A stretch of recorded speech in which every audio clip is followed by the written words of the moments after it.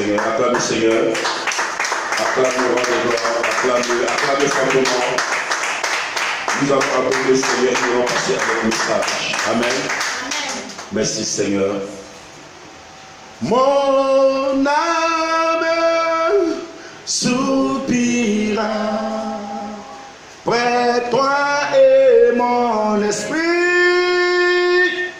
en moi te cherche, toi seul le désir de mon cœur je vis pour t'adorer.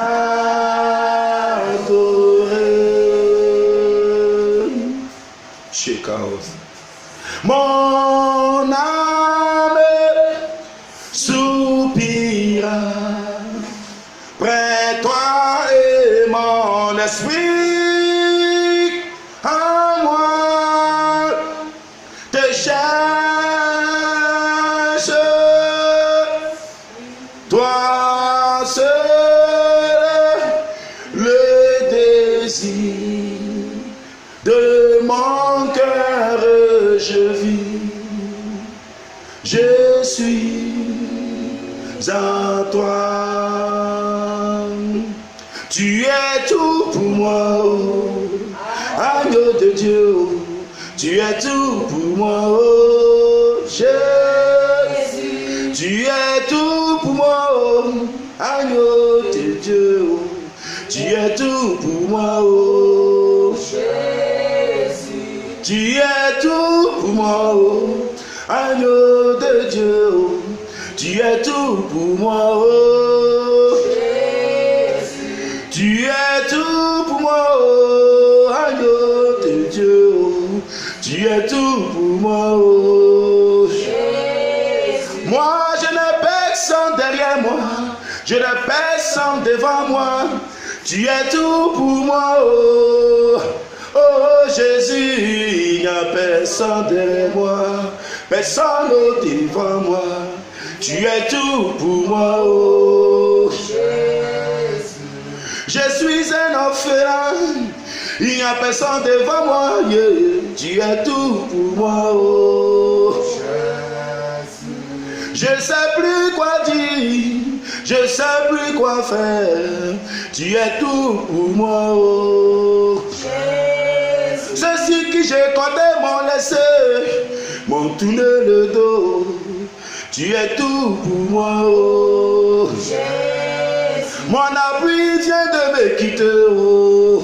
Mon parent n'est plus, oh. Tu es tout pour moi, oh Jésus. Le loyer que j'arrive plus à payer, derrière la go, tu es tout pour moi, oh Jésus. Mais pour pouvoir souvent avoir à manger, oh, c'est compliqué. Tu es tout pour moi, oh Jésus. Mais pour payer les médicaments de 500, c'est compliqué. Tu es tout pour moi, oh Jésus. Il n'y a personne devant moi, personne derrière moi. Tu es tout pour moi, oh Jésus. Guégué à toi, na débat. Naïse suna dema, geye dagu na dema, atu na dema, naïse suna dema. Mana numu abeli benuma o diba o naïse nanumu obiama paire, obiamu iyo iya. Suna dema, mana numu abeli benuma o diba o naïse nanumu obiama paire, obiamu iyo iya. Suna dema, naïse naïse suna dema, naïse na ize nyao na ize suna direma na ize gayerago na ize suna direma na ize o na ize o suna direma gayerago na ize o suna direma la gosule nanya zeza la gosule nanya gosule nanya zule nanyo la gosule zeza la gosule nanya la gosule nanya zule nanyo la gosule zeza la gosule nanya la gosule nanya zule nanyo Zule nanyo, gayera go zule nanyo, yeah zule nanyo, gayera go zule nanyo, adu na de bao zule nanyo, zule nanyo zule nanyo le,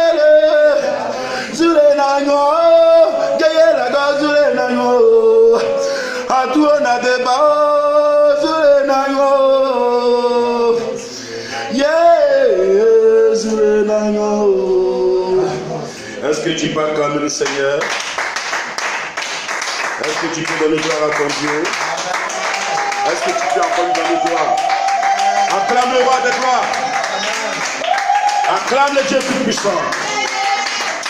Alléluia. Celui qui vit l'Esprit de Dieu est confondu par les choses de ce monde. Amen. Celui qui vit l'esprit du monde est confondu par les choses de Dieu. Il n'y a que le contraire de ce qui est aux chrétiens par les choses de ce monde. Le chrétien doit vivre le contraire des choses de ce monde. Si en lui il y a la paix, il ne doit pas être troublé par les choses de ce monde. Si en lui il y a la vie, il ne doit pas être trouvé par la mort qui est dans ce monde. C'est pourquoi il dit le chrétien vit le contraire des choses de ce monde. Alléluia. C'est à ça que nous sommes appelés. Nous et le monde, c'est deux voies différentes. La voie du monde est contraire à la voie de celui qui est chrétien. C'est pourquoi la vie chrétienne ne doit pas être comparée au conseil de ce monde. Mais la vie chrétienne doit marcher selon le conseil de Dieu. Selon la Bible, selon les Saintes Écritures.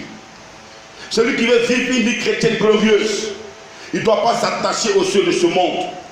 Mais celui qui veut vivre une vie chrétienne glorieuse, il doit marcher en fonction de la parole de Dieu. La Bible dit que la parole de Dieu est une lampe à notre pied et une lumière sur notre sentier. Est-ce que tu peux acclamer le roi des gloires? Merci Seigneur. Alléluia. Amen. Tu peux t'asseoir tout doucement. Nous allons rentrer dans le thème de notre message. Que Dieu te bénisse. Amen. Toi qui as fait le sacrifice pour être là ce samedi. Ce n'est pas facile d'être là tous les samedis matin. Pour moi, c'est Solifia, les Sikoji. Ce sont les quartiers où il faut vraiment la grâce de Dieu pour que les gens soient gagnés à Dieu. Et toi, l'homme de Dieu que Dieu a envoyé en mission dans ces gens de quartier, il faut être patient. Parce que si tu n'es pas patient, tu risques de tout abandonner. Alléluia. Amen. Il y a une seule chose qu'on ne peut pas m'arracher. C'est la foi. Parce que la foi est comme mon cœur. Si on arrache ma foi, c'est qu'on a arraché mon cœur. Donc si je vis que par mon cœur, c'est que ma vie chrétienne doit vivre par la foi. C'est pourquoi Jésus pouvait dire dans sa parole que le juste vivra par la foi. Parce que sans la foi, tu es mort. C'est par la foi que tu as la vie, enfant de Dieu. C'est par la foi que tu respires abondamment. C'est par la foi que tu peux vivre encore la promesse de Dieu. C'est par la foi que tu peux rentrer dans l'accomplissement de la promesse de Dieu. Mais celui qui n'a pas la foi, il est comme un cadavre qui vient de rendre l'âme. Alléluia. Alléluia. Parce que Jésus est Seigneur. Quels que soient les vents et marées, garde la foi. Garde la foi. La foi, c'est différent. Tout le monde n'a pas la même foi. Tout le monde n'a pas le même niveau de foi. Ma foi et ta foi, c'est différent. Parce que la foi évolue en graduation. La foi évolue en niveau. La foi évolue en mesure. Quelle est la mesure de ta foi? Quelle est la dimension de ta foi? Le miracle que tu veux équivaut à la dimension de ta foi. Si tu veux un miracle de 10 000, c'est que le niveau de ta foi a une mesure de 10 000. Si tu veux un miracle de 2 millions, c'est que le niveau de ta foi, amen, a une mesure de 2 millions. Alléluia. Quel est le niveau de ta foi? En ce matin, je vais prêcher sur la foi. Hello. Yes. Hello. Yes. Si tu es d'accord avec moi, donne des acclamations au roi de gloire. Notre texte de base est tiré dans le livre de Marc, chapitre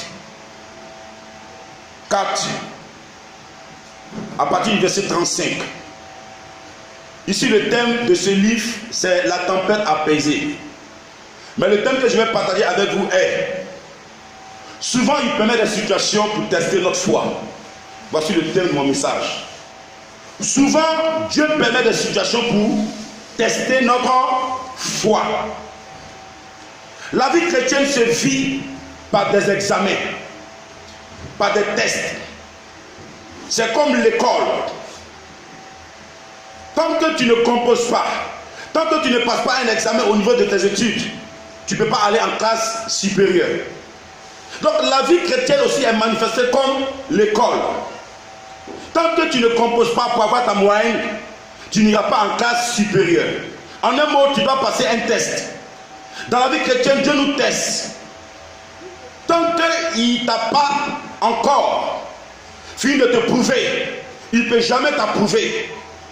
Tant qu'il n'a pas fini de te tester, de te pétrir, de te façonner, de te faire passer à l'école du Saint-Esprit, il ne peut jamais t'accepter, il ne peut jamais t'approuver. La bénédiction de Dieu dans la vie d'un enfant de Dieu est d'abord testée. Tant que Dieu ne teste pas la bénédiction dans la vie d'un enfant de Dieu, Dieu ne lui donne pas une bénédiction en abondance. Est-ce que je parle à quelqu'un? Dieu ne te donnera jamais du coup comme ça une bénédiction en abondance. C'est pourquoi il a dit dans sa parole: si tu es fidèle en de peu de choses, je peux te confier de grandes choses. La petite bénédiction que Dieu te donne, Dieu va te tester d'abord. Comment tu vas utiliser cette bénédiction? Comment tu vas la vivre? Déjà avec 100 000 francs, si tu n'arrives pas à payer ta dîme, avec 100 000 francs, tu vas payer une chaussure de 70 000. Avec 100 000 francs, déjà tu vas te voutrer dans le péché. Et tu vas aspirer à 1 million. Voici là où vient le test de Dieu. Je lui donnerai telle somme que je verrai. Je vais essayer de fermer les portes. Je vais voir si sa foi va demeurer la même. Alléluia. Accepter Jésus n'a pas deux réponses. Accepter Jésus n'a pas trois réponses. Marcher avec Jésus n'a pas trois manières de répondre. Il dit que ton oui soit ton oui, que ton non soit ton non. Tu ne peux pas dire que oui, j'accepte Jésus, et puis après le lendemain net, tu dis bon, j'accepte, mais bon, actuellement je ne vais pas finir telle chose. Non, ça ne se vit pas comme ça la vie chrétienne. Le fait de dire oui à Jésus doit être à vie, doit être pour l'éternité. Même si c'est chaud, même si c'est dur, tu dois toujours marcher après lui. Gloire à Dieu. J'ai lu la parole de Dieu. La Bible dit: ce même jour, sur le soir, Jésus l'a dit: passons à l'autre bord.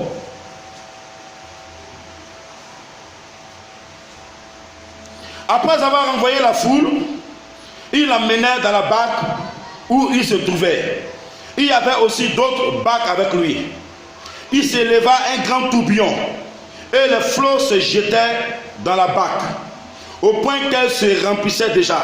Et lui, il dormait à la poupe sur le coussin. Il le réveillait et lui dit: Maître, ne t'inquiètes-tu pas de ce que nous périssons? S'étant réveillé, il menaça le vent et dit à la mer: Silence, tais-toi. Et le vent cessa et eut un grand calme. Puis il a dit: Pourquoi avez-vous aussi peur? Comment n'avez-vous point de foi? Pourquoi avez-vous si peur? Comment n'avez-vous point de foi? Tout à l'heure je disais que la foi est pour moi le cœur. Si je n'ai pas de foi, je suis cadavre. Celui qui n'a pas de cœur, il est mort. Ici, Jésus va reprendre ses disciples en leur posant une question. Pourquoi avez-vous si peur? Pourquoi n'avez-vous point de foi?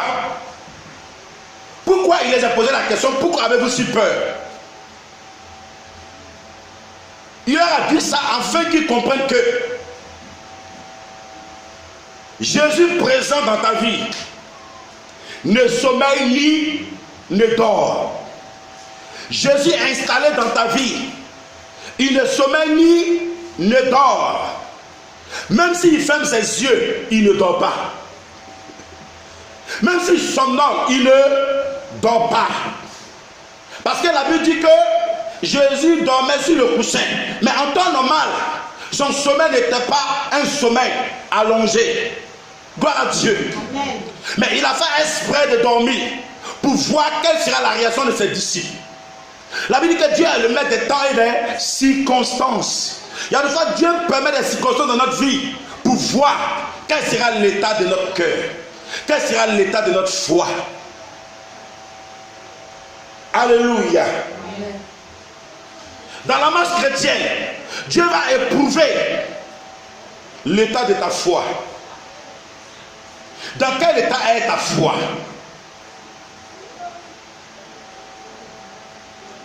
Est-ce que ta foi est toujours authentique? Lorsque tu arrives à manger, lorsque tu arrives à boire, lorsque tu arrives à payer ton loyer, ou bien est-ce que ta foi est toujours authentique lorsque tu n'as rien, lorsque même tu n'arrives pas à manger, lorsque tu n'as pas un toit pour dormir? La foi dans la vie d'un chrétien ne doit pas vaciller, ne doit pas être emportée à tout vent de doctrine. Mais la foi dans la vie d'un chrétien doit demeurer ferme dans la parole de l'éternel Dieu, qui est la Sainte Écriture. Alléluia. Il va dire à Josué que ce livre de la loi ne s'éloigne point de ta bouche. Médite-le jour et nuit, c'est alors que tu auras du succès. En un mot, la foi de Josué ne doit pas être située vers la situation qu'il voyait, qu'il vivait. Mais la foi de Josué devait être située, devait être focalisée sur la parole de Dieu, sur le livre de la loi que Dieu, Amen, lui a montré. La Bible dit qu'avant même d'aller dans la barque, Jésus a dit à ses disciples: allons à l'autre bord. La vie chrétienne est manifeste comme les 26 lettres de l'alphabet, où le point de départ c'est A et la terminaison de la vie éternelle c'est Z. Mais avant d'arriver dans la terminaison de la vie éternelle c'est Z, tu dois d'abord affranchir d'autres pas, qui peut être la lettre B, la lettre C, la lettre D, E. Mais les autres lettres sont parfois inconnues, parce que tu ne sais pas qu'est-ce qui peut t'arriver dans les autres lettres qui sont le reste de ta marche chrétienne vers la vie éternelle. Est-ce que je parle à quelqu'un? Dans la marche chrétienne, beaucoup de choses peuvent arriver. Ceux même ceux qui tu comptais, ils peuvent t'abandonner. Les membres de ta famille peuvent t'abandonner. Quelqu'un qui t'a promis une villa ou bien 2 millions à 16 heures, à 16 heures 1 seconde, il peut dire que je ne suis pas encore prêt. Dans quel état est l'état de ta foi? Tant que tu ne vivras pas la foi réelle, tant que tu ne vivras pas la foi authentique, tu seras toujours dans le tourment. Tu seras toujours dans la perdition. Tu seras toujours dans le trouble. Parce que vivre la foi authentique ne se vit pas en dehors de la parole de Dieu. Les disciples étaient troublés. Pourquoi? Parce que pour eux, Jésus dormait. Or, en réalité, Jésus ne sommeille ni dort.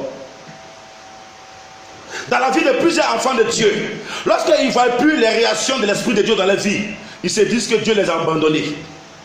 J'ai dit un jour à quelqu'un, si Dieu t'abandonne, c'est que tu ne vis plus. Si Dieu t'abandonne, c'est que tu es mort. Si Dieu t'abandonne, c'est que tu n'existes plus. Parce que l'abandon de Dieu dans la vie de quelqu'un, c'est répandre son souffle de vie. Est-ce que je parle à quelqu'un? Amen. Mais si le souffle de vie de Dieu est encore en toi, c'est qu'il ne t'a pas encore abandonné. Si le souffle de Dieu est encore en toi, c'est qu'il ne t'a pas encore oublié. Parce que le fait que tu revives, le fait que tu en vis encore à nouveau, ça veut dire que Dieu a encore manifesté de l'amour pour toi. Est-ce que tu peux acclamer le Seigneur?